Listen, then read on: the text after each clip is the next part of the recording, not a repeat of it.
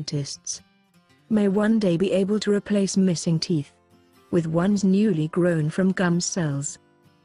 The team from King's College London took cells from adult human gum tissue and combined them with another type of cell from mice to grow a tooth. They say using a readily available source of cells pushes the technology a step nearer to being available to patients. But it is still likely to be many years before dentists can use the method. Other work has focused on using embryonic stem cells to create bioteeth. It proved it could be done but is expensive and impractical for use in the clinic, the researchers said. In the latest study they took human epithelial cells from the gums of human patients, grew more of them in the lab and mixed them with mesenchyme cells from mice. The mesenchyme cells were cultured to be inducing. They instruct the epithelial cells to start growing into a tooth.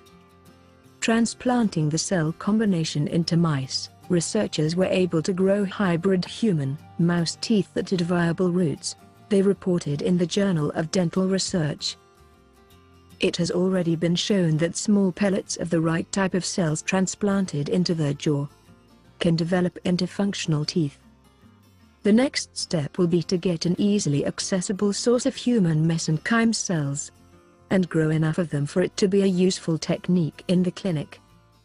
Study leader Professor Paul Sharp said, "Mesenchyme cells could be found in the pulp of wisdom teeth, among other sources, but the difficulty had been in getting hold of enough of them. This advance here is we have identified a cell population you could envisage using in the clinic. We are now working to try and identify a simple way of getting mesenchyme." He added, "The next major challenge is to identify a way to culture adult human mesenchymal cells to be tooth-inducing, as at the moment we can only make embryonic mesenchymal cells do this," he said.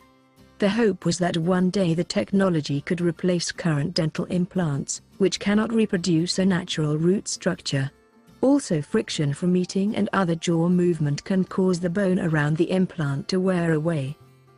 But if it's going to work, it has to be about the same price as a dental implant. So we have to find a way to do it that is easy and cheap. Professor Alistair Sloan, an expert in bone biology and tissue engineering at Cardiff University, said the work was significant but there remained many hurdles before it would be available to patients. They have used cells from the gum and the fact that it is developing a root is an exciting step forward. We are still some way from engineering a whole organ like a tooth, but the knock-on effect of research like this is developing biofillings, so some aspects of the technology are feasible within the next 10 to 15 years.